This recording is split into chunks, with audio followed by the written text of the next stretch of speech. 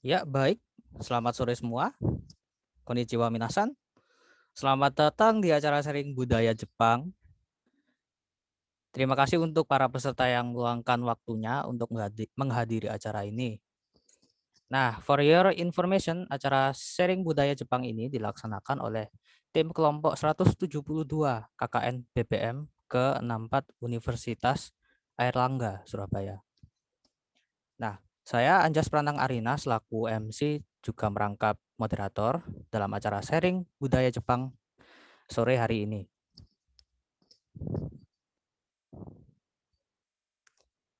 Nah, saya bacakan rundown acara pada sore hari ini ya. Yang pertama, berlangsung sesi materi budaya Jepang oleh Mbak Erika Tiara Putri selaku pemateri. Yang kedua, ada sesi pertanyaan di mana nanti terpilih 3 pertanyaan dari para peserta untuk dapat hadiah e-wallet dari registrasi sebelumnya ya. Nah, kemudian yang ketiga ada nonton bareng video daily live pekerja kantoran di Jepang. Nah, nanti kita bisa tahu keseharian apa saja para pekerja kantoran di Jepang sana. Dan kemudian ada sesi foto bersama yang juga di mana menandakan akhir dari sesi sharing ini. Ya, langsung saja dimulai sesi pemberian materi sharing budaya Jepang oleh Mbak Erika Tiara Putri sebagai pemateri. Kepada Mbak Tes. Erika, dipersilahkan. Oke, apa suara saya terdengar? Iya, terdengar. Oke, perkenalkan dulu. Konnichiwa minasan. Saya Erika Tiara Putri dari Prodi Studi Kejepangan, Universitas Airlangga. Saya juga termasuk salah satu anggota kelompok dari KKN BBM 64 UNER, kelompok 172. Nah, di sini saya akan membagi cerita saya. Ya, ini lebih tepatnya cerita dari dosen-dosen saya, dari teman-teman saya yang pernah beasiswa ke Jepang, juga teman-teman saya yang orang Jepang asli atau native Jepang asli. Nah, di sini di sharing section kali ini yang dengan tema mengenal budaya dan etos kerja Jepang, saya akan membagikan sedikit materi-materi sedikit tentang budaya dan etos kerja masyarakat Jepang yang memang sudah sangat terkenal akan etos kerjanya, kerja kerasnya, dan juga keefektifan waktu yang telah mereka bagi ya. Itu sangat efektif sekali. Oke, bisa next slide. Nah, seperti yang kita ketahui bahwa orang Jepang ini sangat menjunjung tinggi kedisiplinan dan komitmen untuk melakukan sesuatu yang terbaik dalam pekerjaannya. Nah, dari sini itu kita juga bisa mengambil hal-hal positif yang setidaknya kita bisa terapkan di Indonesia dan supaya ya untuk kedepannya untuk lebih baik lagi. Nah, bangsa Jepang sendiri dikenal dengan bangsa yang memiliki kedisiplinan tinggi dan tingkat produktivitasnya pun tinggi. Tapi bangsa Jepang sendiri ini terkenal akan eksekusi dalam produknya ini sedikit lamban ya dulunya. Tapi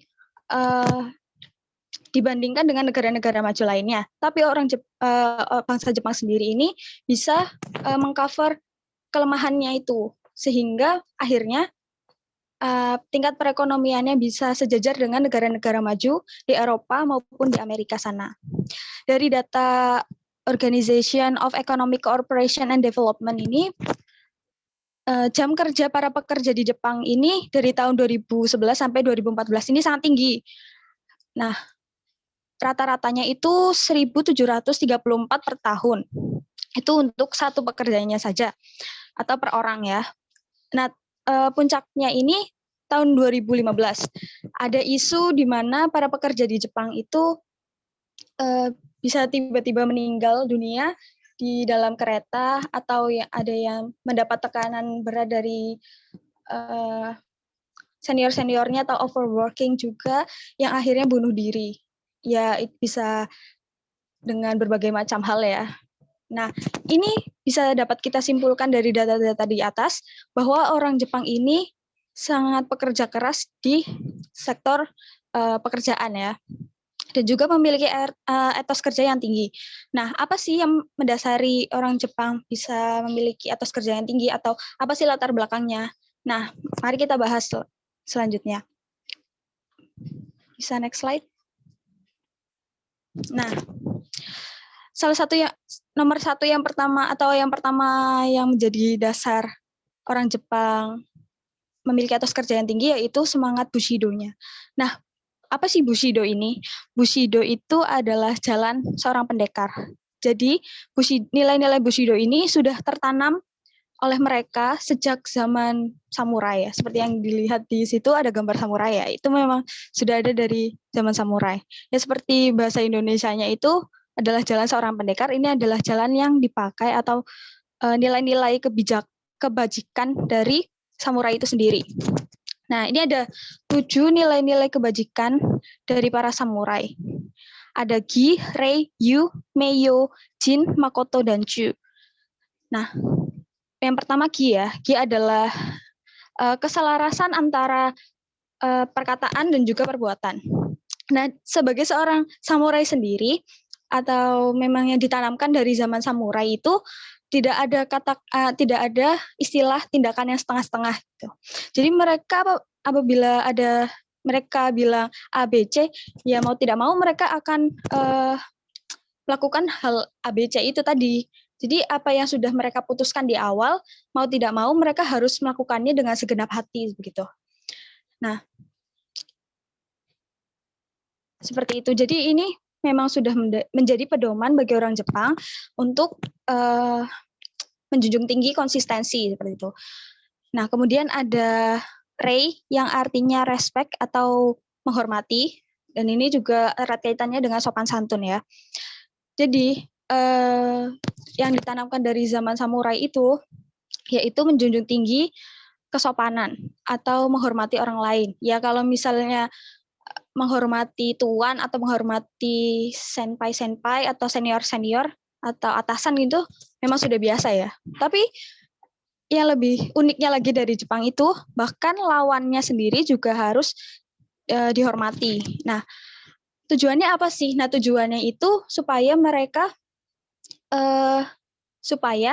mereka ini tidak dimakan oleh egonya atau nafsunya ya. Jadi mereka itu bisa menghargai orang, bisa mengerem seperti itu, nggak mengerem egonya dan insting-instingnya itu supaya mereka tidak berperilaku semena-mena terhadap orang lain itu. Sehingga menghormati seseorang ini perlu. Jadi kita tidak semena-mena dengan orang lain seperti itu. Nah, kemudian ada you atau heroic courage. Nah, dalam bahasa Indonesianya ini artinya nilai keberanian. Nah, hal yang salah satu musuh bagi samurai itu ya, atau yang ditanamkan oleh orang Jepang sejak dulu itu tidak boleh jadi pengecut gitu, tidak boleh bersembunyi di dalam tempurung atau cangkangnya. Jadi sebagai seorang samurai kan, mereka adalah pendekar. Jadi ada sebuah situasi yang pasti sangat genting dan membutuhkan para samurai itu kan. Nah, mau tidak mau mereka harus terjun pada situasi itu dan membuat situasinya itu terkendali gitu. Nah, ini bisa diaplikasikan di dunia modern, yang mana keberanian ini itu bisa seperti kita itu jangan hanya di zona nyaman kita saja, tapi kita bisa melihat dunia yang luas loh. Tapi yaitu dunia itu sangat kejam. Jadi kita butuh keberanian itu kan, supaya kita bisa merasakan hidup. Tapi keberanian ini itu tidak seperti ya nekat saja gitu. Itu tidak ya. Tapi keberanian ini juga di backup sama strategi yang bagus, kemudian kecerdikan, kemudian juga ada sebagai pribadi yang cerdas seperti itu kan. Jadi tidak kalah di tengah jalan seperti itu. Nah, kemudian ada Jin atau kebaikan hati. Nah, para samurai ini juga selalu mengingatkan para orang Jepang atau bisa jadi kita ya apabila kita mengamalkan nilai-nilai Bushido ini supaya menebarkan kebaikan di masyarakat, saling menolong sesama masyarakat ya, karena memang kita kodratnya sebagai makhluk sosial ya, jadi kita juga harus tolong menolong. Itu di samping seorang samurai yang tugasnya mengayomi masyarakat, jadi itu mengingatkan kita kepada kita sebagai manusia harus saling tolong menolong. Kemudian ada Makoto atau honestly, honest and sincerity atau artinya kejujuran dan ketulusan. Ya seperti ya artinya ya pasti ini jujur kan. Nah orang Jepang itu sangat menjunjung tinggi kejujuran gitu. Jadi apabila kita sudah bilang A, ya maka kita seterusnya tidak boleh berbohong kan. Harus apabila kita ditanya memang harus A gitu. Ya karena kebohongan itu pasti akan tercium kan suatu saat nanti, pasti akan kebuka juga. Nah, apabila ada seseorang yang berbohong atau tidak mengakui kesalahannya, orang Jepang ini sangat tidak respectful gitu, tidak menghargai itu. Jadi apabila dia pernah bohong gitu, mereka orang Jepang itu sudah tidak percaya sama orang ini gitu. Jadi sudah dianggap sebelah mata. Nah, kemudian ada Chu atau duty and loyalty kan. Nah, seorang samurai itu sepenuhnya setia kepada siapapun pengikutnya yang diikutinya, seperti tuan, seperti senpai, seperti itu kan. Nah, itu kan telah mereka pilih ya, itu adalah jalan yang telah mereka pilih. Atau mereka sudah berjanji akan memilih jalan ini, seperti itu.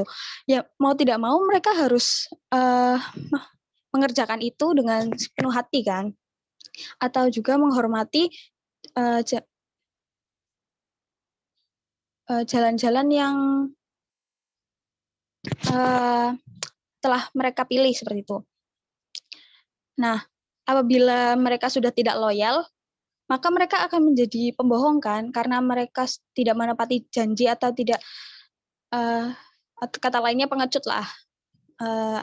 Kalau tidak loyal itu, dan sehingga mereka akan jadi diri yang pembohong, dan juga ya mereka harga diri mereka itu akan turun seperti itu.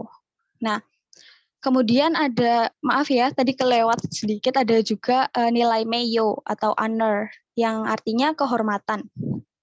Nah, kehormatan di sini artinya juga sebagai harga diri kan, harga diri yang dimiliki setiap insan atau dimiliki setiap individu. Jadi samurai ini sangat berhati-hati dalam memilih tindakan yang mereka pilih itu, karena setiap tindakan yang merugikan dia itu akan sewaktu-waktu akan tiba-tiba itu akan menurunkan kehormatan mereka atau harga diri mereka seperti itu. Maka dari itu mereka sangat berhati-hati, karena hanya satu hal yang bisa menaikkan kehormatan mereka, yaitu dengan bunuh diri atau harakiri dan seppuku ya. Ada yang dengan sukarela mereka melakukan itu, bisa juga diperintahkan oleh tuan atau atasannya seperti itu. Nah, ketujuh nilai-nilai Bushido ini merupakan fondasi dari etos kerja di Jepang, karena memang sudah sangat mendarah daging dan juga sudah ditanamkan sejak mereka kecil kan. Ya seperti di Jawa, seperti banyak budaya-budaya itu sudah sangat melekat kan. Jadi agak sulit untuk melepaskan dari kehidupan orang Jepang. Oke, next slide. Nah, kemudian ada malu jika gagal. Nah, orang-orang Jepang ini sangat malu apabila mereka ini tidak berhasil melakukan sesuatu seperti itu, atau mereka melakukan kesalahan sesuatu, itu pasti mereka akan sangat malu, dan rata-rata mereka itu tidak kuat menopang malu itu gitu. Nah, yang melatar belakangi ini adalah rasa malu yang tinggi, harga diri juga yang tinggi, atau kehormatan yang tinggi itu. Dan orang Jepang ini rata-rata memiliki pola pikir harus berhasil seperti itu. Bukan semata-mata ingin sombong ya, tapi lebih ke arah ambisi seperti itu. Nah, orang pasca dunia kedua dulu, apabila kita lihat lagi, kita kan jarang melihat tentara veteran di Jepang nih. Nah, itu rata-rata para komandannya, para komandan, jenderal itu mereka itu bunuh diri gitu, harakiri, karena mereka tidak berhasil menang di Perang Dunia Kedua dan dikalahkan oleh sekutu, apalagi menyebabkan Jepang itu mendapatkan kerugian yang sangat besar kan, karena dua kota dibom. Nah, itu mereka melakukan harakiri itu. Lalu juga pada tahun 2010 atau 2011 seperti itu, ada salah satu menteri pertanian Jepang yang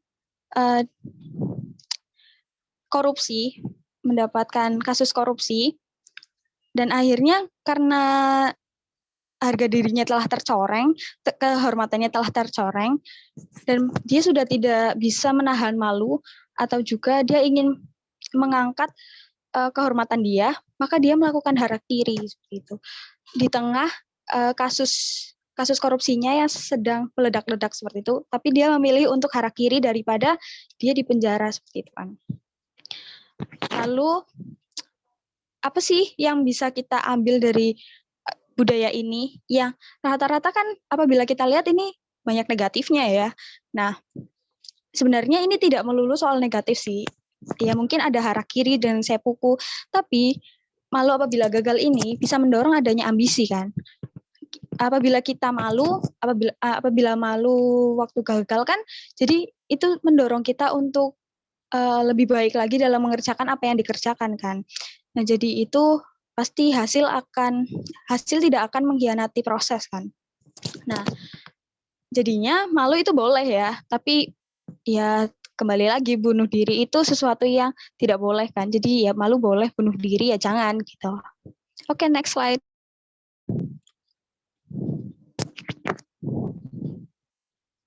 Nah, kemudian ada konsep Keishang.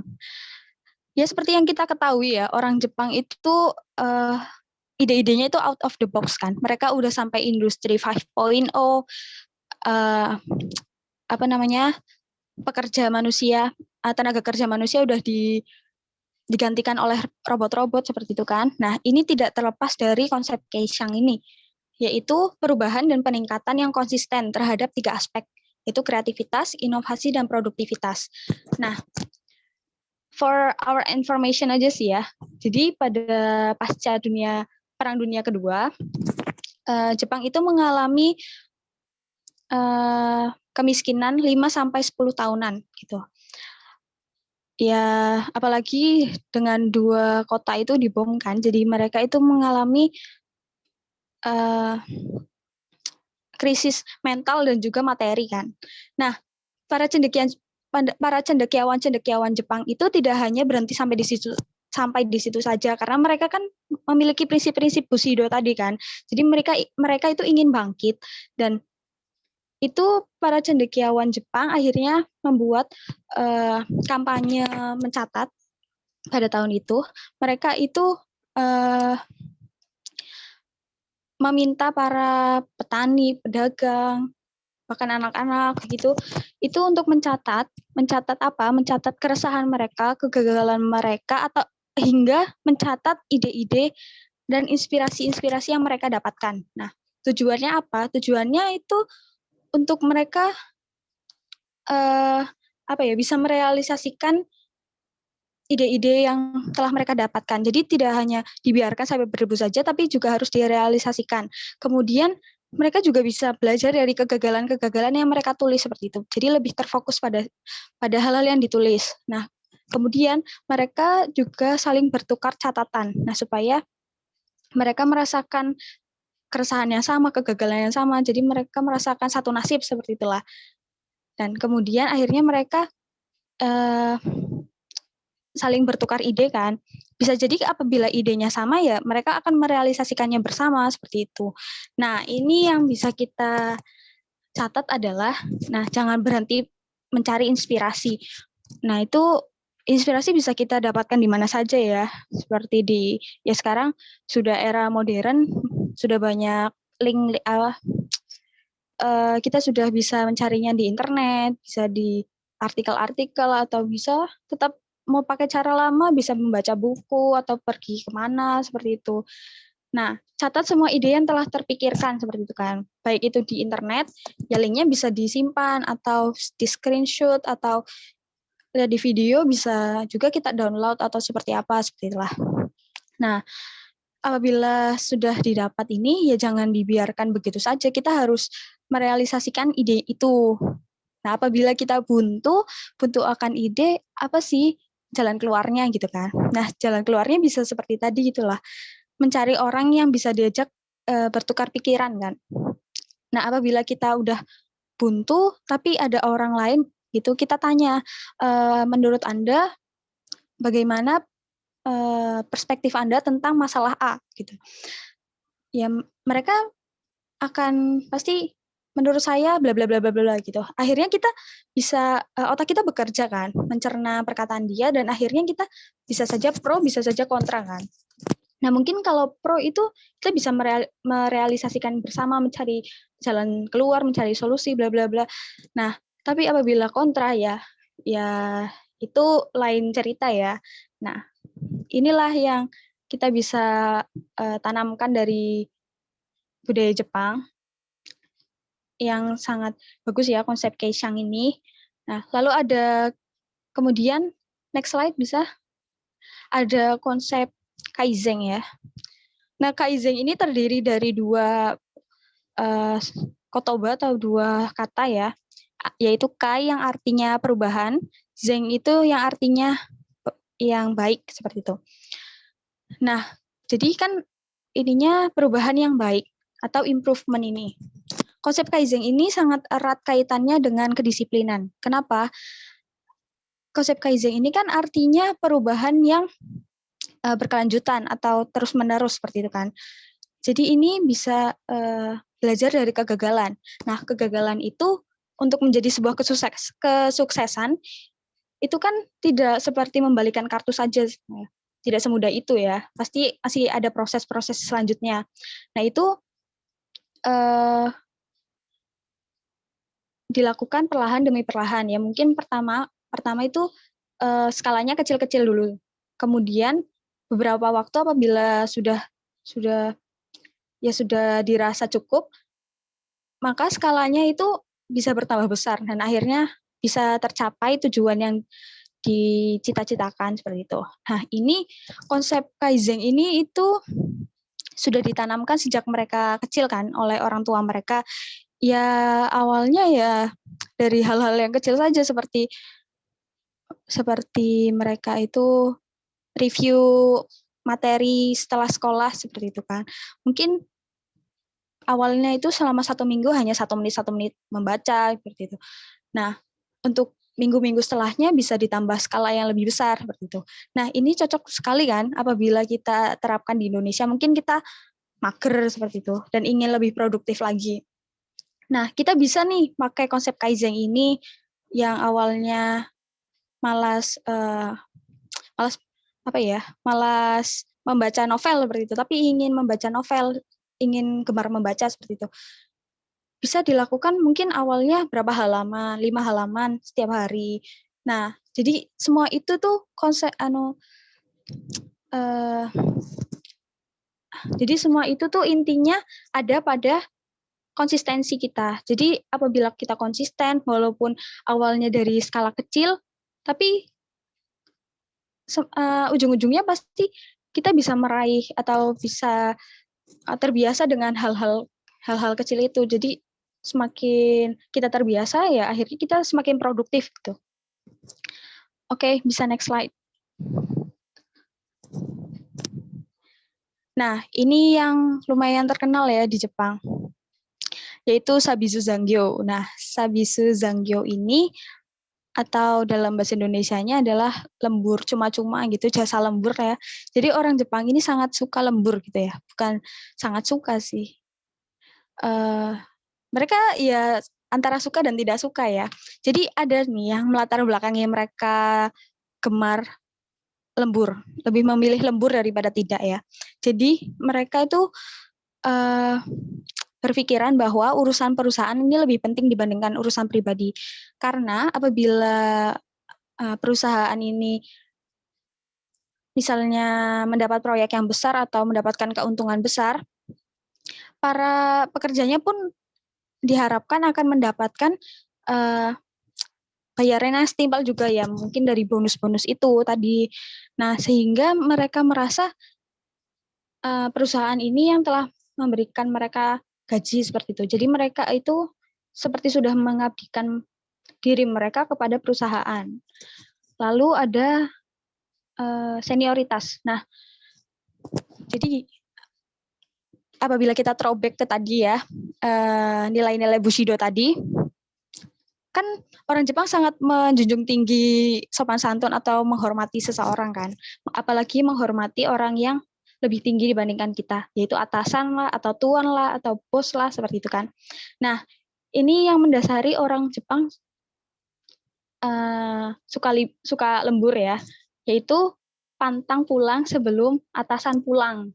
Nah, ini ya salah satu curhatan dosen saya ya, pernah cerita, para junior tuh akan sungkan untuk pulang duluan apabila senior itu belum pulang, seperti itu. Apabila atasan belum pulang, dan mereka akan pulang apabila senior itu pulang atau memang mereka disuruh pulang seperti itu.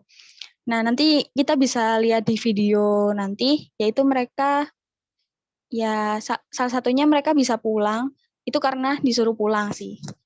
Nah, kemudian ada stigma negatif masyarakat Jepang bagi orang yang pulang cepat.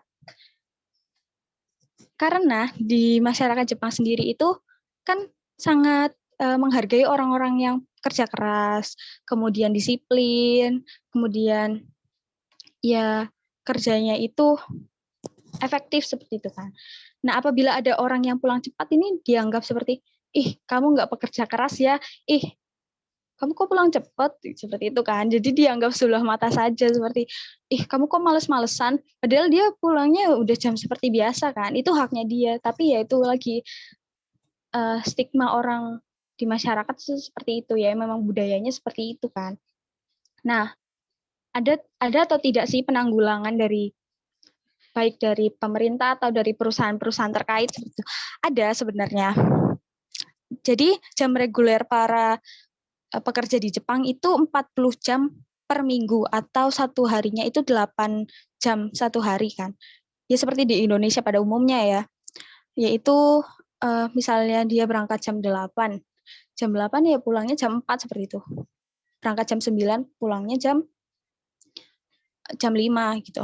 Tapi mereka biasanya bisa sampai jam 11 malam, lalu jam 10 malam seperti itu.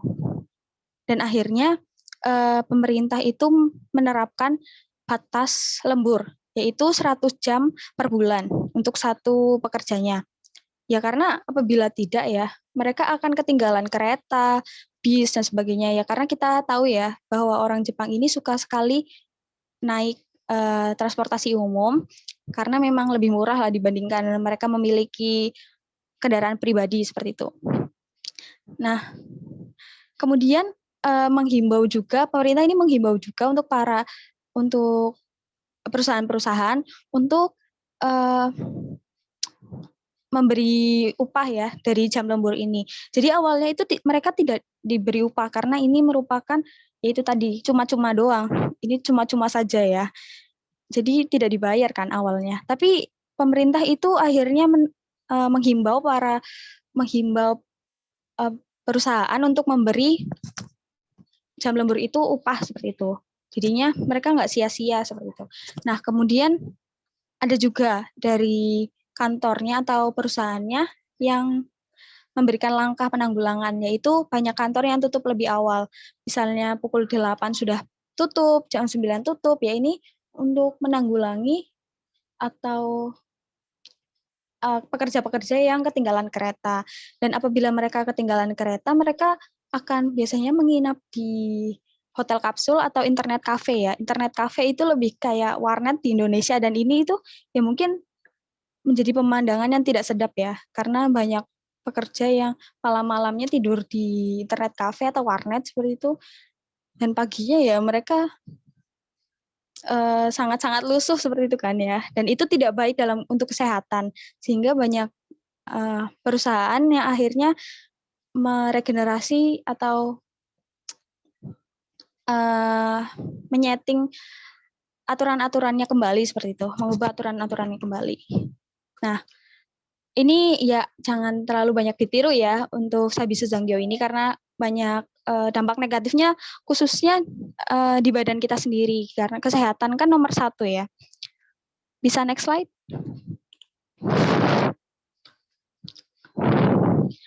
Oke, yang selanjutnya kedisiplinan ya. Kita tahu ya, kedisiplinan ini tuh sangat-sangat dijunjung oleh orang Jepang kan. Apalagi mungkin kita semua tahu kalau misalnya di Jepang itu telat 1 menit sudah dianggap telat kan. Sudah disuruh, telat 1 menit aja sudah disuruh untuk ngurus surat telat gitu ya. Saya pernah lihat salah satu temannya Sani Dahye yang pernah cerita tentang pengalamannya kerja di Jepang, ya seperti itu, untuk 1 menit pun dianggap telat. Dan toleransinya itu pada seperti kereta itu telat ya, keretanya yang telat, bukan kitanya yang telat. Nah itu masih ditoleransi karena apabila keretanya telat itu biasanya karena ada angin topan atau taifu dalam bahasa Jepang. Nah ini biasanya telat bisa 10-30 menit. Kemudian apabila kereta telat misalnya sampai 2-5 menit, ini karena ada kecelakaan lalu lintas ya, lalu lintas kereta, yang mana ada orang yang sengaja menabrakkan dirinya ke rel kereta seperti itu.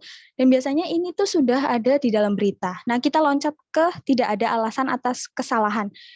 Jadi orang Jepang ini nggak suka kalau ada orang yang ngeles gitu. Kita mencari-cari alasan atas kesalahannya sendiri. Jadi kita harus, oh iya maaf senior, saya salah. Jadi ini memang pure kesalahan saya, jadi saya minta maaf, saya mohon maaf seperti itu. Orang Jepang akan lebih senang kalau Anda itu jujur seperti itu. Dan yang tadi itu, apabila kita bohong, misalnya bangun kesiangan atau kuncinya hilang atau bagaimana gitu ya. Nah ini kita ngeles kalau misalnya keretanya telat ya, keretanya yang terlambat bukan sayanya gitu. Itu tuh sudah bisa tercium sih, soalnya apabila salah satu misalnya ada kereta yang telat itu bukan hanya kita sendiri pasti, tapi ada beberapa yang lain itu juga telat. Dan apabila ada kereta yang telat itu muncul di berita juga. Jadi orang-orang tuh atau atasan-atasan kita pun akan paham ini tuh beneran jujur atau enggak sih. Nah, itu mereka akan tahu seperti itu. Nah, kemudian ada disiplin mengenai aturan. Mereka ini sangat disiplin ya, baik dari berpakaiannya ini misalnya mereka baru tahun pertama atau tahun kedua di perusahaan itu berbeda dengan yang tahun-tahun setelahnya gitu penampilannya. Nah, kemudian juga mereka itu menunjukkan keprofesionalitasannya yang sangat bagus ya. Jadi orang Jepang itu bukan tidak boleh ya, lebih menghindari berbicara hal-hal pribadi di jam-jam kantor. Nanti kita bisa lihat di videonya itu sangat terlihat ya. Dan ini apabila kan misalnya kita sudah bosan bekerja nih, kita pasti ngeluh, kerjaannya banyak banget ya, aku jadi pengen main PS deh, main game deh gitu ya. Nah itu di Jepang itu sangat menghindari, orang-orang Jepang sendiri ya, bukan aturan doang ya. Itu sangat menghindari seperti itu. Apabila kita tanya, oh tadi malam kita hangout bareng, asik ya, besok lagi yuk kayak gitu. Dia cuma bilang, oh iya ya, udah gitu langsung, ya udah jadi robot lagi gitu. Nah, for your information lagi, kenapa orang Jepang itu nggak suka sama orang yang suka terlambat ini? Karena apabila kita terlambat 1 menit ya, jadwal yang kita susun dalam 1 hari itu atau misalnya to-do list itu akan buyar aja gitu, akan kacau gitu, akan rusak. Jadi iya misalnya kalau itu terlambatnya hanya untuk diri kita sendiri. Lah kalau misalnya dalam sebuah pertemuan adalah salah satu orang yang terlambat dan dia sebagai misalnya pembicara gitu, to-do list atau jadwal-jadwal yang telah orang-orang susun kan bakalan kacau balau semua kan. Dan dalam satu pertemuan ini nggak semua orang itu hidupnya santai-santai aja kan. Jadi ada orang yang menganut prinsip on time juga, ada yang menganut prinsip santai juga. Nah, orang-orang yang on time ini kan pasti akan merasa dirugikan sekali kan. Nah, orang Jepang ini sangat sangat menghargai waktu itu karena itu. Nah, sehingga pekerja Jepang ini kan sering dianggap robot ya. Kita tahu lah ya, sering dianggap robot itu kan karena kekakuannya itu terhadap aturan seperti itu. Ini sangat terkenal di luar Jepang juga. Oke, next slide bisa. Nah, di Jepang sendiri itu sangat, yaitu kan tadi menghargai atau sangat menjunjung tinggi menghormati atasan atau yaitu pengikut orang yang diikuti. Nah, for our information lagi ya, promosi jabatan ini bukan berdasarkan title atau riwayat pendidikan, mau sampai S3 lah, mau sampai doktor lah, tapi tetap kalah sama orang-orang yang sudah mengabdi lama di perusahaan gitu. Walaupun sudah punya pengalaman kerja bagus di perusahaan lain, tapi tetap kalah sama orang yang mengabdi di perusahaan itu gitu. Nah, kita sering lihat ya, kalau CEO di Jepang atau general manager atau direktur-direktur di Jepang itu emang udah tua-tua gitu, 50 sampai 60 tahun. Kayaknya nggak ada gitu di Jepang itu yang jabatannya tinggi tuh masih muda itu, rasanya tuh nggak ada gitu. Entah ya kalau misalnya kalian pernah lihat, cuma saya sendiri itu kayak belum pernah lihat gitu loh, jarang banget. Nah, paling enggak tuh 40 tahunan lah baru bisa dapat jabatannya lumayan bagus gitu. Nah, dalam pekerjaan ini senior tuh dianggap dewa kan. Ya karena ya tadi orang Jepang itu sangat menghormati atasan. Ya, mulai dari nilai nilai-nilai Bushido tadi kan. Nah, ada juga kan tadi pepatah yang saya bilang pantang pulang sebelum senior pulang. Nah, ini benar. Jadi apabila ada perintah-perintah dari senior ya kita harus mengerjakan seperti apa, kita suruh fotokopi seperti itu, kita ya harus melakukan itu, kan itu bukan sesuatu hal yang salah seperti itu kan. Nah, senior kan wajib mengarahkan nih, jadi senior itu tidak bisa menyalahkan atau menyalahgunakan jabatannya, jadi senior ya memiliki kewajibannya yaitu mengarahkan junior apa saja sih pekerjaannya dia di perusahaan ini. Jadi kerjaannya tuh apa aja, misalnya nerima telepon tuh kayak gimana, apabila senior nggak ada tapi ada yang minta menitipkan pesan itu harusnya seperti apa, jadi ada tata caranya sendiri tuh senior tuh wajib mengarahkan seperti itu. Dan ya itu balik lagi, junior pun wajib menghormati senior ini, dan ini sih 50-50 ya apabila diterapkan di Indonesia, jadi bisa iya bisa tidak ya.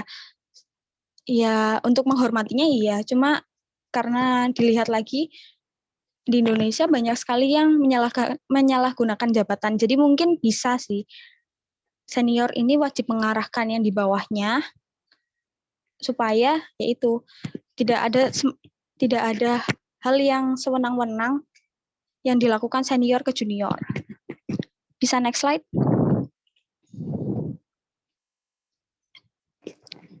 Nah, ini prinsip Ganbaru ya. Nah, prinsip Ganbaru ini apa sih? Ganbaru ini artinya berdiri teguh ya, atau semangat lah ya, jangan pantang menyerah gitu. Nah, ini bekerja keras melalui masa-masa sulit, bangkit saat keadaannya itu terpuruk. Nah, apa sih contohnya prinsip Ganbaru ini? Yaitu pasca bom Hiroshima dan Nagasaki, kemudian ada pasca gempa Kobe, dan pasca gempa tsunami Tohoku. Nah, prinsip Ganbaru ini juga lagi-lagi itu ditanam saat mereka masih kecil kan. Ya dari hal yang remeh-temeh lah, kayak misalnya tugasnya menumpuk, materi-materi yang sulit, dimarahi sensei, seperti itu. Kita menang lah.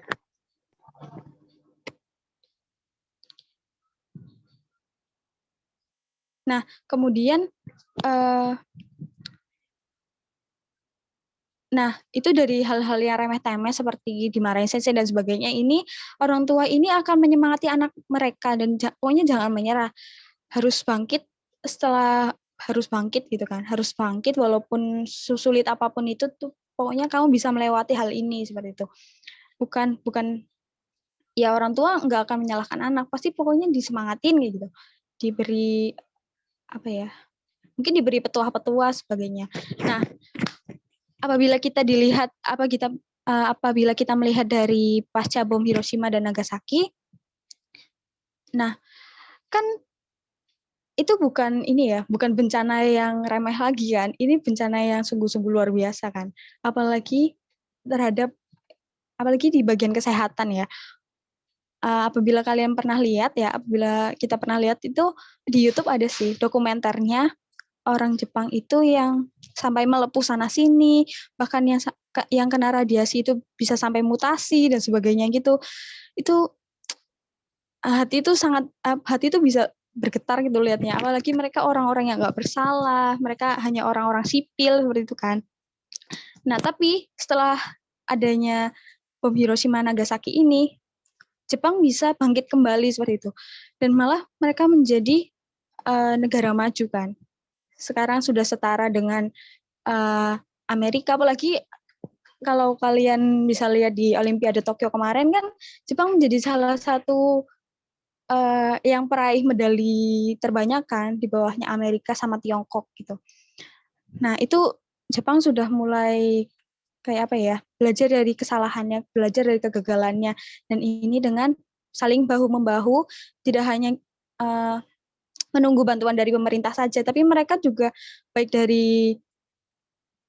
dari warganya ataupun relawan, mereka itu saling bahu-membahu untuk bangkit lagi dari masa-masa sulit. Nah, kalau pasca gempa Kobe itu bangkitnya itu sekitar 5 tahunan, itu mereka sudah mulai rekonstruksi lagi, dan dari gempa Kobe ini kan terjadi tahun 1995, tanggal 17 Januari. Nah, di prefektur Kobe. Ini gempa ini sampai meluluhlantakkan 1 juta hektar. Nah, kenapa sih gempa yang hanya 7,2 skala Richter ya untuk Jepang gitu ya, yang katanya salah satu negara anti gempa gitu. Maksudnya bangunannya itu anti gempa, ini bisa diluluhlantakkan itu karena pada tahun tersebut itu Jepang belum memakai konstruksi-konstruksi yang ramah akan gempa. Jadi karena gempa Kobe ini kita jadi bisa lihat itu konstruksi-konstruksi Jepang yang sampai gedung-gedung tinggi pun diguncang gempa nggak sampai roboh kayak di Indonesia kan. Nah itu inilah titik balik atau dari semangat Gambaru ini mereka bisa bangkit kembali seperti itu walaupun di masa-masa yang sulit. Nah, apabila gempa dan tsunami Tohoku ini agak lumayan lama ya, sampai itu kan 2010 ya kalau nggak salah. Itu agak lama karena ini radiasi nuklir kan hilangnya itu lama. Jadinya yang baru dihuni kembali itu zona-zona terluar saja, dan itu mereka saat ini sudah bisa menanam sayuran, sudah menanam petani-petani sudah kembali menanam, dan adik-adik pelajar itu sudah kembali melakukan kegiatan belajar mengajar seperti itu. Nah, ini cocok banget ya diaplikasikan di Indonesia, apalagi di masa pandemi kali ini ya. Jadi kita bukan hanya pemerintah saja yang menghilangkan corona seperti itu. Kita juga harus bahu-membahu untuk menghilangkan virus itu gitu. Apalagi saat ini kan Indonesia angka positifnya lumayan tinggi ya.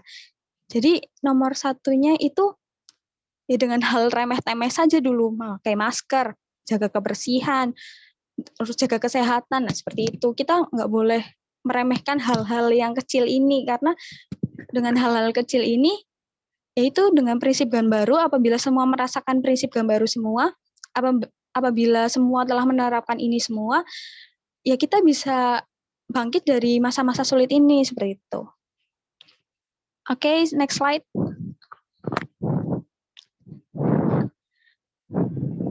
Nah, jadi ada 8 latar belakang yang melatar belakangi kenapa Jepang itu etos kerjanya tinggi kan tadi itu. Mulai dari yang Bushido sampai yang Gambaru tadi.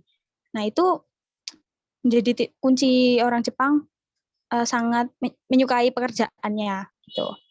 Sangat gila kerja lah dalam bahasa slangnya. Nah, ini bisa diaplikasikan ada yang berdampak baik, ada yang berdampak buruk kan. Yang hal-hal yang positif saja yang kita terapkan di Indonesia karena ya mungkin saat ini Indonesia sangat perlu kan, apalagi Indonesia merupakan negara yang sedang berkembang. Nah, kemudian di sini untuk info kita aja sih. Ya jadi ada Nomikai. Nah, Nomikai di sini sangat-sangat erat kaitannya dengan perusahaan Jepang ya. Jadi ya kalau kita lihat di Doraemon saja, ayahnya Nobita itu selalu pulang-pulang dengan keadaan mabuk dan sebagainya ya. Itu biasanya memang ada acara yaitu Nomikai atau minum-minum. Nah, ini biasanya tujuannya untuk mempererat hubungan antara rekan kerja ya.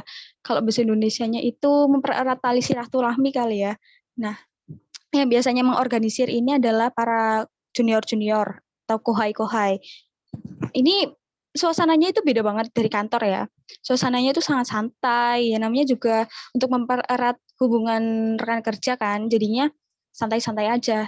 Nah, kemudian ada stigma negatif juga nih yang timbul apabila sengaja tidak ikut serta dalam Nomikai. Jadi bukan karena sakit, bukan karena ada suatu halangan. Jadi ya dia enggak deh, atau misalnya aku nggak bisa minum sake deh, jadi aku nggak ikut kayak gitu. Jadi itu orang Jepang merasa kita tuh tidak menghargai mereka gitu. Jadi paling enggak jangan ditolak. Nah ini juga ada ada cerita dari dosen saya sih. Jadi kalau misalnya walaupun kita Muslim ya, rata-rata di sini kan apa ya, di Indonesia kan Muslim. Nah, gimana sih kalau misalnya kita diajak nomi kayak gini? Ya kita terima aja. Tapi kita jujur aja kalau misalnya kita nggak bisa minum alkohol, nggak bisa minum osake gitu. Jadi kita bisa menolaknya dengan osake namanya maseng gitu. Saya tidak bisa minum sake gitu. Mereka akan mentoleransi itu sih. Jadi kita bisa saja memesan orange juice, kopi, kemudian ada cola, ada juga soda kan. Kita bisa memesan yang lain seperti itu kan. Nah, karena orang Jepang kan sangat menjunjung tinggi menghormati ya. Jadi kita tuh merasa tidak menghormati mereka. Mereka tuh merasa kita tuh tidak menghormati mereka apabila kita lari dari Nomika ini. Jadi ada sedikit cerita lucu ya. Jadi ini cerita dosen saya gitu. Ada yang sampai tonjok-tonjokan di acara Nomika ya, karena mereka mabuk mungkin ya. Tapi besok ya, waktu mereka sudah di kantor lagi ya, mereka tuh seakan kayak nggak ada apa-apa gitu, kayak nggak ada dendam pribadi gitu ya. Ini tuh salah satu keprofesionalitasan orang Jepang sih. Ya itu tadi itu, apa namanya, yang tonjok-tonjokan tapi besoknya udah kayak nggak terjadi apa-apa gitu. Nah ini mungkin kita bisa meniru keprofesionalitasan orang Jepang yang mana tidak mencampur adukan masalah pribadi dengan masalah kantor. Begitupun sebaliknya gitu. Oke, next slide.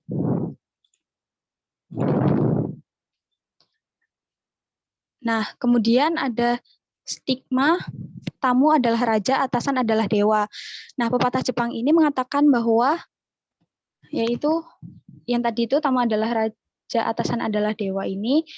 Ya, pepatah ini membuat para pekerja ini patuh dan loyal kepada atasan mereka dan mereka akan siap melakukan apa yang diperintahkan atasan. Nah, ini ada garis bawahnya ya, demi kesuksesan perusahaan tempat mereka bekerja. Tapi kalau misalnya itu tidak menguntungkan sama sekali ya, bisa dipertanyakan gitu loh. Nah, kenapa mereka bisa berpikiran seperti ini? Ya karena apabila perusahaannya untung, ya maka karyawannya juga akan mendapatkan bayaran yang setimpal juga kan. Nah, apabila gagal menyelesaikan pekerjaan yang sama, pekerjaan, ya sama halnya kita dengan mempermalukan perusahaan itu. Jadi kita perlu hati-hati kan, karena membawa nama perusahaan seperti itu. Oke, sekian materi yang bisa saya sampaikan. Nah, saya kembalikan ke Mas Anjas Pranang.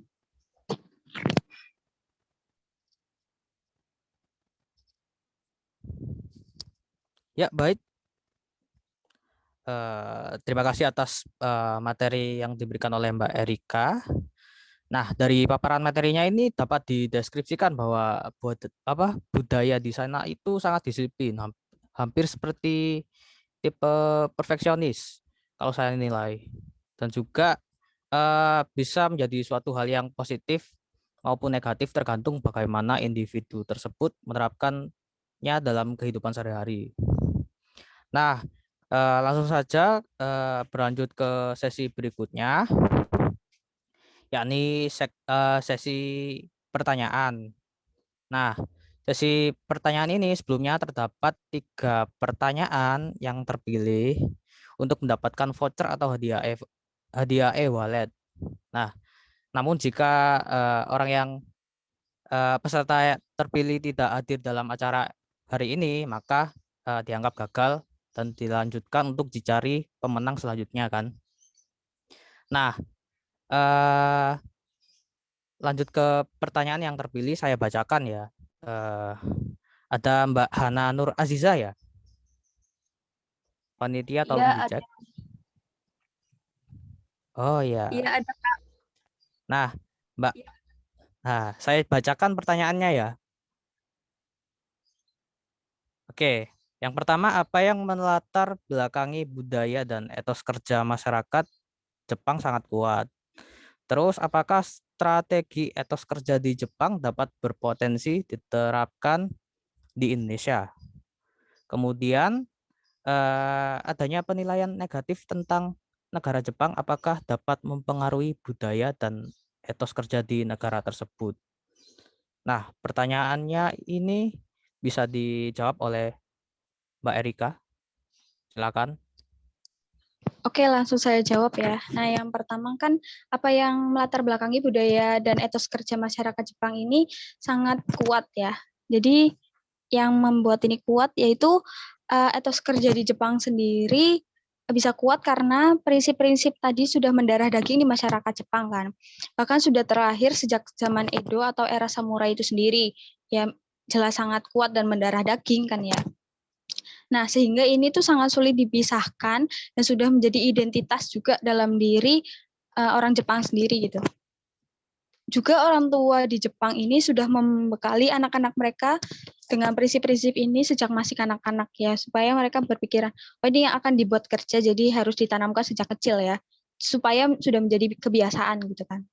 Nah, selanjutnya apa strategi atau kerja di Jepang sangat berpotensi kan diterapkan di Indonesia ya. Nah, ini menurut opini saya ya. Nah, menurut saya ini yang cocok yang diterapkan di Indonesia itu adalah nilai-nilai kebajikan Bushido, konsep Kaizen, Keisyang, dan kemudian semangat gambarunya ya.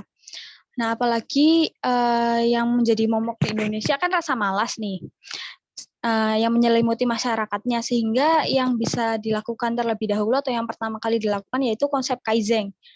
Kan ini lebih ke perlahan-lahan dan konsistensi kan. Nah, apabila maksudnya sudah bisa produktif ya, apabila sudah bisa mengatasi rasa malas itu, kita bisa juga menjadikan dasar-dasar nilai-nilai Bushido tadi sebagai dasar kita melakukan sesuatu. Bisa juga apabila sudah produktif ini bisa menerapkan konsep Keisyang tadi. Dan apabila mendapati kegagalan nih ya, bisa juga menerapkan semangat gambaru kan, yaitu yang bangkit dari kegagalan itu tadi. Nah, yang selanjutnya itu adanya stigma negatif dari luar negeri misalnya ya, itu ada dampak negatifnya nggak sih ke Jepang sendiri? Nah, bisa jadi ada ya, bisa mempengaruhi ya. Tapi ini tidak secara langsung gitu. Ya karena kembali lagi ya, itu sudah membudaya, sudah menjadi tradisi, sudah menjadi identitas ya akan sulit kan. Tapi karena ini itu sangat ya cukup merugikan bagi diri sendiri ya, merugikan bagi tubuh gitu ya. Jadi pemerintah kan tidak bisa diam saja kan, apalagi itu sudah ada stigma negatif bukan dari satu negara saja, tapi cukup banyak ya yang memiliki stigma negatif seperti itu. Jadinya karena adanya globalisasi ini kan, mau tidak mau pemerintah juga harus mengambil tindakan lebih lanjut untuk menanggulangi. Jadi pengaruhnya ya dengan pemerintah dan perusahaan-perusahaan tadi itu membuat peraturan yang lebih bijak lagi terhadap hal-hal negatif yang cukup merusak tubuh buat pekerja-pekerja di Jepang. Ya, sudah Kak Anjas Pranang, silakan. Nah, baik. Terima kasih atas jawabannya Mbak Erika. Nah, untuk peserta lainnya yang ingin bertanya juga dipersilakan bisa memberikan pertanyaannya melalui kolom chat Zoom. Sebutkan nama dan pertanyaannya. Dan bila mana waktunya masih sempat akan langsung dijawab oleh Mbak Erika. Dan kalau misalnya waktunya terbatas nanti bisa jawabannya dikirim melalui grup WA Sharing Budaya Jepang. Nah, saya bacakan pertanyaan terpilih kemudian ya, yang berikutnya. Mas Mahfud Miftahul Huda, apakah ada? Tolong panitia dicek.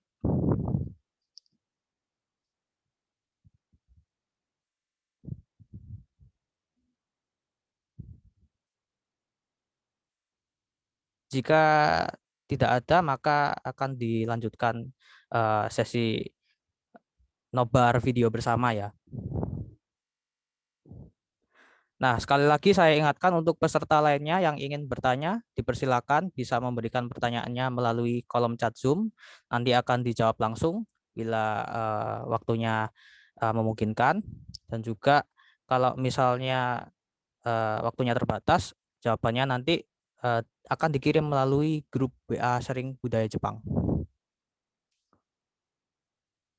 Nah, kalau nggak ada pertanyaan, oh ya, ini ada pertanyaan dari Fikri Amidra Karanganyar. Bisa langsung tanya, bisa mengaktifkan mikrofon atau chat juga nggak apa-apa. Silakan.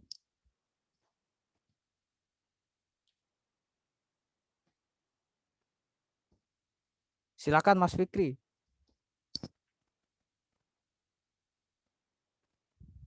Oke.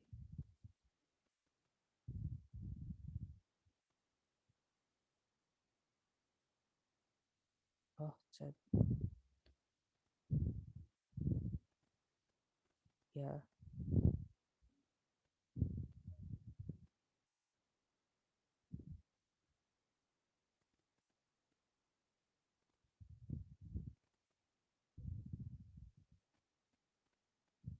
Oh ya, ini dari Mas Fikri Amindra ya.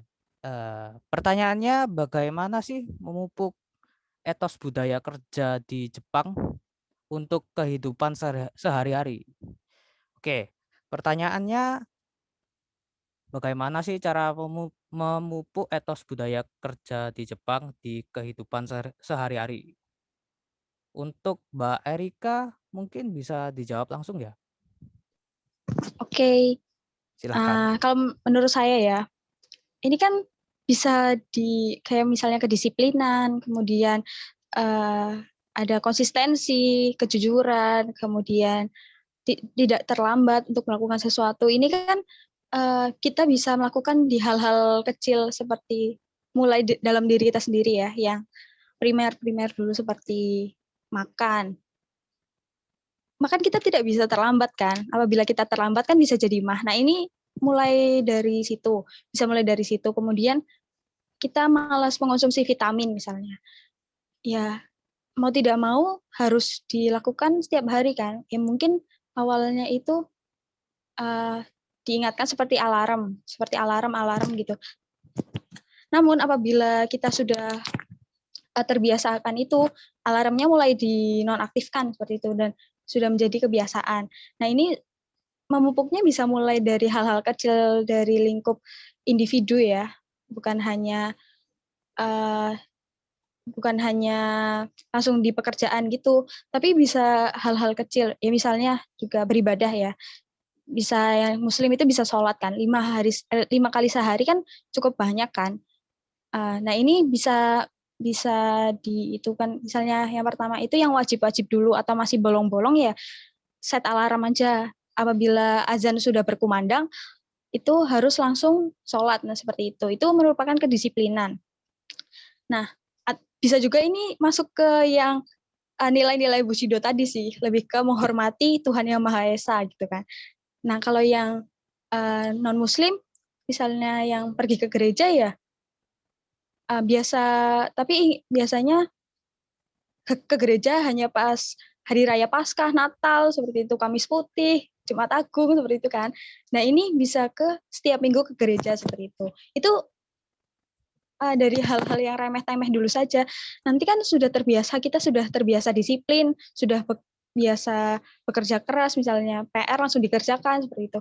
Itu lama-kelamaan akan menjadi kebiasaan dan akhirnya kita akan senantiasa melakukan hal itu. Seperti apabila kita gagal, ya sudah, gagal, aduh, aku gagal ya. Jadi kita bisa langsung belajar dari kegagalan itu ya. Awalnya ya, misalnya nggak bisa di matematika ya. Kita nggak bisa di matematika nih. Ya sudah, kita itu perlahan-lahan kita pertama mungkin bisa dari les atau mereview pelajaran-pelajaran sebelumnya atau PR-PR langsung dikerjakan, rumus-rumusnya dihafalin, ditempel di dinding seperti itu. Ya intinya jangan sampai kita menyerah seperti itu kan. Nah, jadi intinya Mas Fikri Arnindra, intinya kita bisa memupuk itu lewat hal-hal kecil dari diri kita sendiri gitu, tidak langsung melulu pekerjaan ya. Jadi kita bisa jadi lama-lama akan menjadi sebuah kebiasaan yang baru, yang lebih produktif, yang lebih menguntungkan bagi diri sendiri. Seperti itu sih menurut saya. Oke, Kak Anjas, silahkan. Baik, terima kasih atas jawabannya Mbak Erika.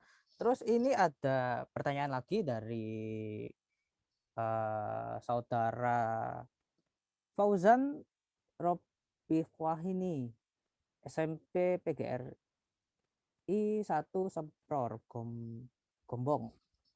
Nah,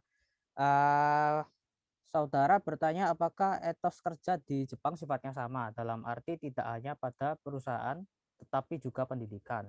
Nah, terus bagaimana cara untuk menerapkan etos kerja orang-orang Jepang itu dalam diri kita sebagai pendidik dan ditularkan kepada siswa di sekolah. Nah, ini mungkin langsung saja bisa dijawab oleh Mbak Erika. Silakan. Oke, ya. Seperti yang sudah saya bilang sih, apalagi itu, ini kan lebih ke prinsip ya, dan konsep-konsep yang sudah ditanamkan oleh orang Jepang ya. Jadi ini bukan hanya melulu di pekerjaan, mungkin yang senioritas itu di pekerjaan ya, tapi lebih kayak Bushido, terus kemudian ada Keishang, kemudian ada Kaizen, kemudian ada apa ya tadi, semangat gambaru, ini bisa dilakukan di apa namanya, di mana saja gitu, bukan melulu di ranah kerja gitu ya. Mungkin buat kakaknya itu Kak Fauzan tadi kan bisa tenaga pendidik, ini bisa juga disalurkan kepada murid-muridnya. Nah, bisa juga ini seperti yang tadi apa namanya, ketepatan waktu, mungkin sebagai tenaga pendidik mulai dari diri sendiri, seperti biasanya kan guru atau sensei atau dosen-dosen kan masuknya biasanya telat nih, biasanya telat 15 menit, 10 menit, pokoknya siswanya dulu yang masuk. Nah, biasakan dari diri sendiri seperti masuk kelas itu sesuai jam pelajaran masuk seperti itu. Supaya siswanya juga apabila gurunya ini bilang, kalian disiplin ya, kalian nggak boleh telat masuk. Nah, pasti kan siswa-siswa akan, Pak Guru aja kalau masuk kelas aja telat 5 menit, duluan kita, kayak gitu. Jadi itu yang harus dari diri sendiri ya, pokoknya dari guru sendiri juga harus mencontohkan, karena guru kan orang tua di sekolah kan. Jadi kita harus juga memberikan contoh yang terbaik, juga menyemangati anak-anaknya dari prinsip gambarunya tadi ini. Kemudian apabila ada anak yang gagal atau anak yang kesusahan dalam pelajaran, mungkin jangan langsung dimarahi atau bagaimana gitu. Misalnya telat mengumpulkan PR begitu. Ya, mungkin itu kesalahannya dia. Nah, ini bisa diajarkan supaya mereka ini mau mereka mau menerima kegagalannya, juga mau mengakui kesalahannya. Jadi ini salah saya, Pak, memang tidak mengerjakan PR karena PR ini terlalu sulit untuk saya. Jadi ajarkan seperti itu. Bisa jadi. Nah, kemudian juga jangan terlalu sering menghakimi siswa sih.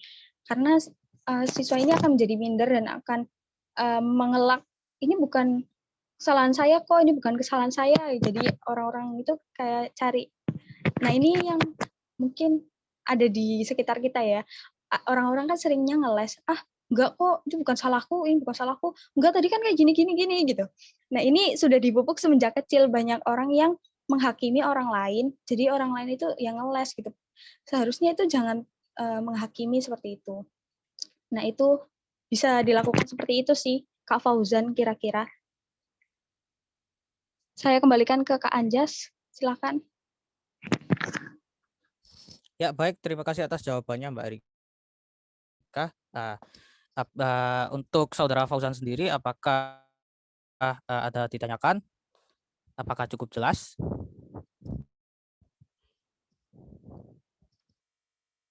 Nah, saya tambahkan juga ya untuk pertanyaan dari Saudara Fauzan ini. Nah, saya pernah baca artikel gimana sih cara memupuk kebiasaan itu dibutuhkan waktu kurang lebih 2 bulan atau 60 hari untuk dapat membentuk suatu kebiasaan. Nah, dalam hal ini saya juga sudah melakukannya. Contohnya dengan hal-hal yang kecil, kayak misalnya nanam pohon atau tanaman hias. Nah, saya sendiri udah beberapa bulan ini menanam tanaman hias kayak Sansevieria. Nah, itu setiap hari saya komitmen untuk merawat tanaman itu agar tetap hidup sampai dengan berbunga. Karena tanaman itu sendiri sulit untuk berbunga. Dan barusan ini saya berhasil membungakan Sansevieria tersebut. Nah, hal ini bisa dijadikan satu cara lah untuk dapat membiasakan diri. Nah,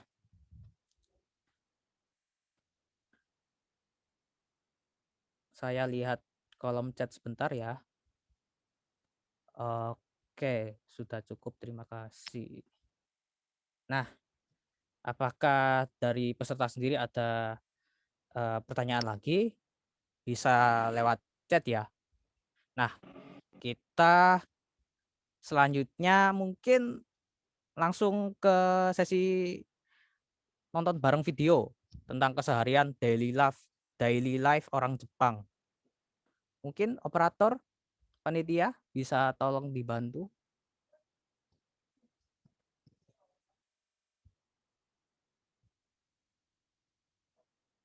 Panitia bisa menampilkan videonya.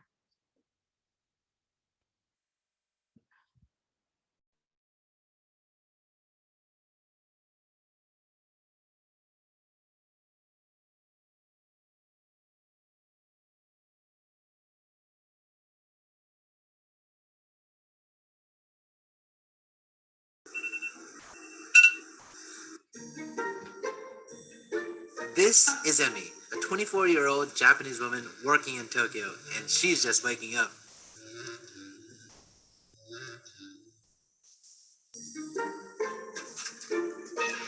This is her morning routine. She doesn't take a shower to get ready for work, as some may assume. Like many Japanese, she prefers taking a bath in the evening before she goes to bed instead.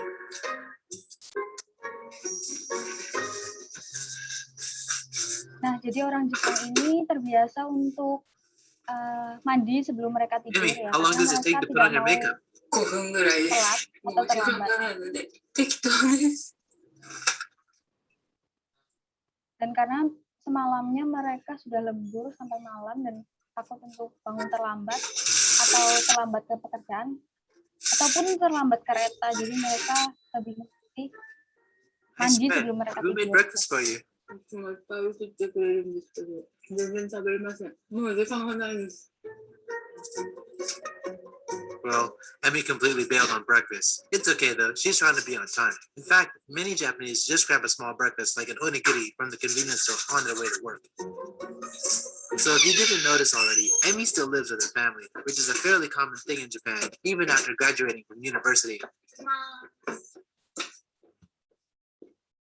Emmy commutes to work by train, but the closest train station from her house is about a 10-minute walk. The average commute time in Tokyo is about 45 minutes to an hour. An hour train ride in the morning sounds a bit long, but Emmy is quite lucky as she doesn't need to transfer trains in the morning like others. So this is the train right now. It's arriving. It's such a long ride. 1時間ずっとこんな満員電車でギュギュギュで朝早いと混んでなくて寝坊すると混みます。 So Emmy's office is located in the Otemachi area, which is considered Tokyo's premier business district. She works for a company called Persona, one of the largest staffing service companies in Japan. There's about 4,000 staff in her office alone, and about 9,000 in total worldwide. Is this building only Persona people? いや、パーソナ以外も入ってます。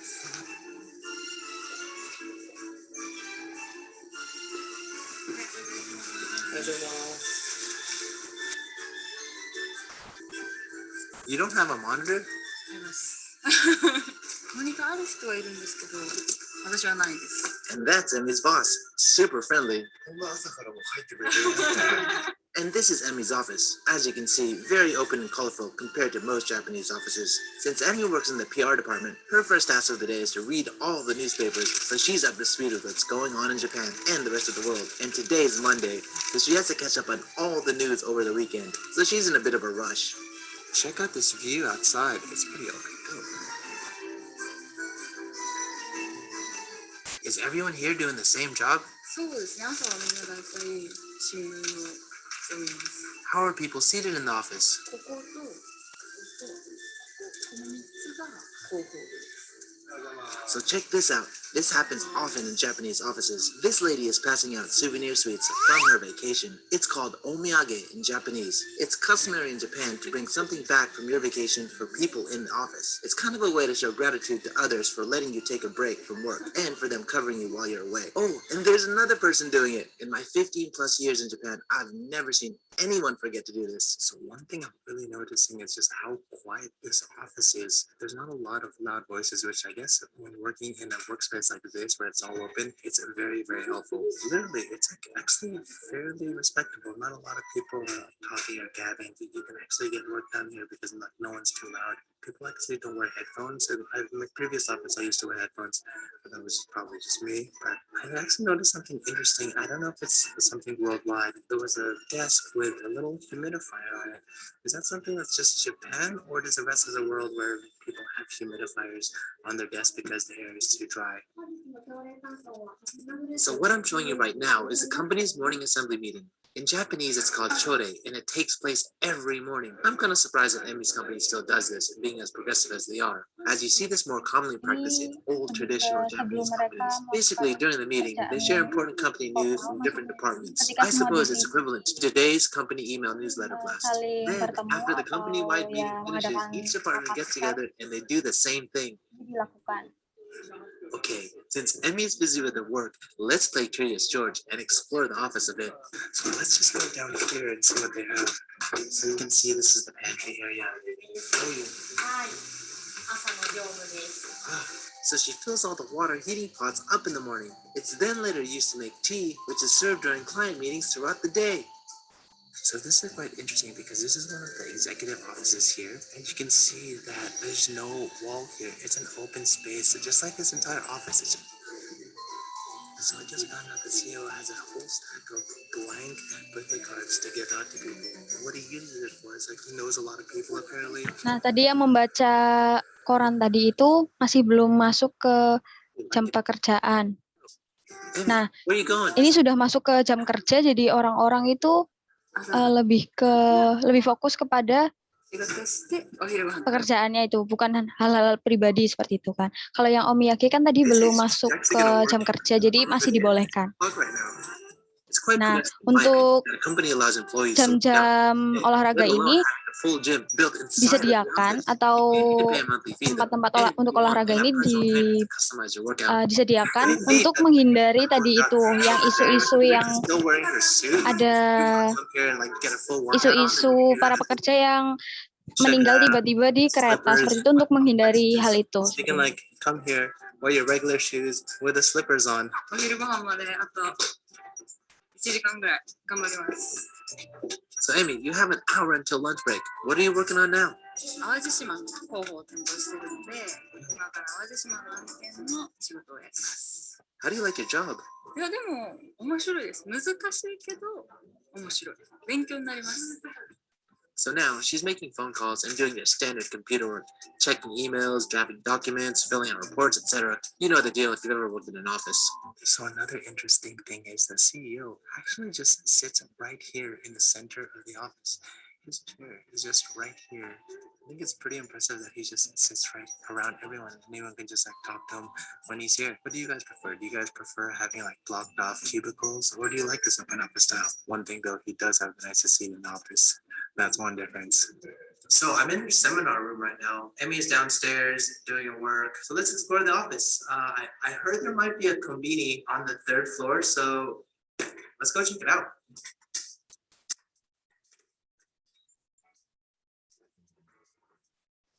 It's a proper conveni. It has like everything you would want. It has drinks, it has like bakery stuff, even has some bentos, all the other goodies you would want. It's kind of cool just like walking around this place. Here's a quick peek into the little boys' room. Not much different than the rest of the world. Oh wait, maybe except the sound button built into the bidet. It's helped mask noises when using the toilet. Never really heard anyone use it in the men's office toilet, but apparently it's almost always used in the women's toilet. I guess women are more embarrassed to let others hear their noises.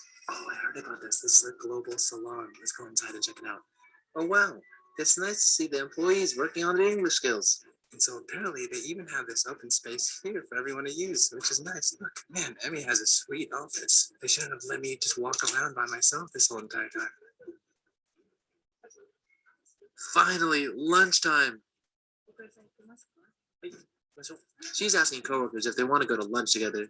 You probably don't notice, but she's using keigo, which is a polite form of Japanese. So I'm guessing that Emmy's talking to her coworkers that are more senior than her, called senpai, which makes her the kohai. And it's probably one of the more difficult things to master for a non-Japanese working in a Japanese office. Oh, in Japan, it's not only polite to hold the open elevator button for everyone to get out, but sometimes people will go back and forth on who will hold the elevator open, as it's another way to earn those office respect points. So the first floor has this bakery, and then we have salads over there. And if you're an employee here, you get a discount, and so I guess you get to just choose all the like bread that they want. So I found out that all the food sold at this bakery is made in the building by the company's subsidiary called Persona Hartful. They employ workers and artists with disabilities, and their philosophy is talent knows no handicap, which I think is pretty cool. They even create a lot of the art seen throughout the office, including the Olympic designs we saw at the elevator earlier today. And what's wonderful is that the first floor cafeteria area is open to the public. So if any of you decide to visit the office, I definitely recommend getting the Shio Butter Pan. It's amazing. この塩パンが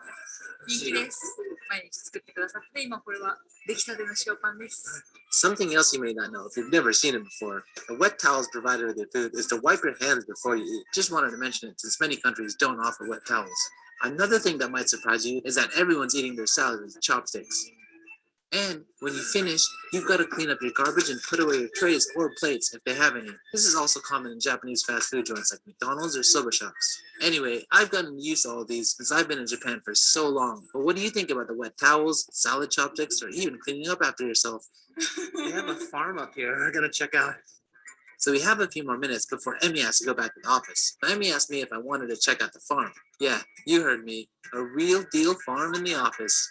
I was pretty surprised myself. Apparently, it's open to the public, so if you want to take your kids and pet the animals, it's all good. I personally prefer to see animals in their natural habitat, but to each their Nah, own. untuk tadi itu pantry yang tadi atau toko kue yang tadi atau restoran yang tadi itu juga salah satu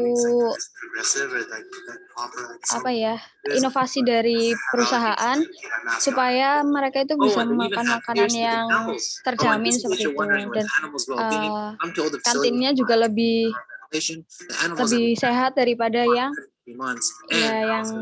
dulu seperti itu. Dan ini adanya hewan-hewan ini kan juga buat refreshing, dan akhirnya mereka tidak tertekan selama di perkantoran, dan ini merupakan inovasi yang bagus dari perusahaan Jepang. Dan ini ya bukan inovasi yang sudah lama ya, ini inovasi baru-baru ini untuk menghadapi isu-isu yang tidak sedap seperti waktu itu. So basically, her senpai reviews the document she made and provides feedback to finalize it. あと5分ぐらいして淡路島 Awaji Island is an island in the southwestern part of Japan. Emi's currently working on a project there, so she has regular video conferences with that office. 5:52 right now. It's not even 6, and people are already starting to head out. I mean, if you look around, there's still people that are working, obviously, but I think we're heading out now. I guess she's done.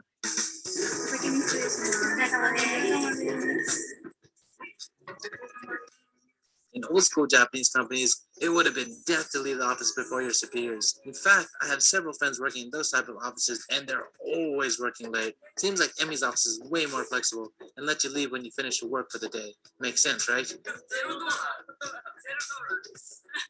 Apparently, the restaurant in the basement floor is free for employees. That's amazing, isn't it? And you guys know I love free. I don't think the beer is free though. So all 4 women work at the same company, but 2 of them work in sales on a completely different floor. 私の同期でみんな They all met a few years back during company training. See, when new grads enter a company for the first time, they're required to go through formal company training called kenshi in Japanese. It's different with each Nah, company. ini mereka kan masih kohai-kohai, dan mereka ini ya sudah dengan izin senpai-senpai untuk pulang lebih awal, dan ini mereka juga agak sedikit lembur ya lemburnya ya tidak terlalu banyak seperti itu, hanya 1-2 jaman seperti itu. Rest of the world, let me know in the comments if you guys want to see what I'm doing on the daily. Then definitely check out my Instagram account, and if you want to help support the channel, check out my Tokyo merch. The link is always in the description. Now I can finally have a beer with them. So in this video,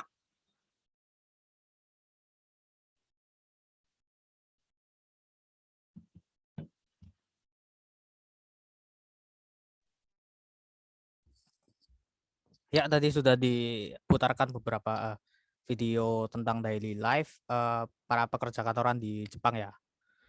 Nah, saya melihat di kolom chat ada beberapa peserta yang mengajukan pertanyaan. Nah, mungkin ada waktu sebentar ya, beberapa menit untuk bisa jawab sebelum acara selesai.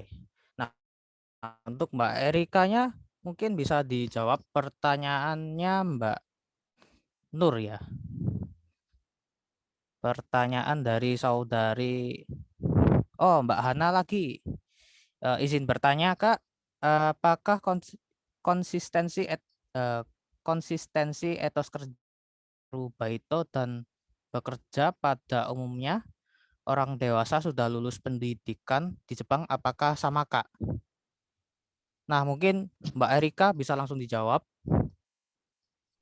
Baik, terima kasih Kak Anjas. Nah, itu untuk untuk sama atau tidaknya dari Arubaito dengan kerja yang sudah reguler seperti itu masih sama sih, masih mengedepankan unsur nilai-nilai Bushido tadi, kemudian juga masih mengedepankan senioritas dan juga seperti kedisiplinan. Cuma circumstance-nya atau atmosfernya lebih cenderung santai dibandingkan dengan pekerja yang kantoran atau office worker tadi kan. Lebih mungkin sesama pekerja di sana juga apabila tidak ada pekerjaan, misalnya pekerjaan sudah selesai semua, bisa sambil sambil ngobrol-ngobrol, bisa sambil atau apa. Apabila ada pelanggan ya mereka langsung sikap dan langsung melayani pelanggan seperti itu kan. Mereka juga walaupun itu kan banyak juga ya pekerja arubaito yang merupakan mahasiswa pertukaran pelajar dari luar negeri kan. Mereka juga masih belum secara penuh memahami budaya Jepang, jadinya tidak terlalu seketat para office worker gitu. Ya, jadi mungkin ini tempatnya untuk beradaptasi ya. Jadi bos-bosnya itu atau atasan-atasan juga lebih toleransi atau mentolerir ketidaktahuan budaya Jepang atau prinsip-prinsip yang sudah ditanamkan itu tadi terhadap pekerja arubaito yang merupakan mahasiswa ryukaksei atau mahasiswa pertukaran pelajar tadi. Jadi ya lebih santai saja sih circumstance-nya seperti itu. Jadi ya tetap ditanamkan dalam itu kan prinsip-prinsipnya kan ada dalam diri mereka sendiri kan. Bukan tuntutan dari pekerjaan, ya ada yang tuntutan. Cuma rata-rata mereka masih memegang prinsip-prinsip ini walaupun di luar pekerjaan formal seperti itu. Sekiranya itu seperti itu ya menurut saya. Saya kembalikan lagi ke Kak Anjas. Ya, baik. Terima kasih kepada jawaban dari Mbak Erika. Nah, berhubung waktunya hampir habis ya, hampir menunjukkan pukul 5 sore. Nah, langsung aja untuk pertanyaan peserta lain itu bisa lewat chat grup WA ya. Nanti bakalan dibales. Nah, langsung saja kita lanjut ke sesi foto bareng. Nah, para peserta dimohon untuk on cam kamera kita foto bareng. Kepada teman panitia mohon dipersiapkan untuk di screenshot bareng.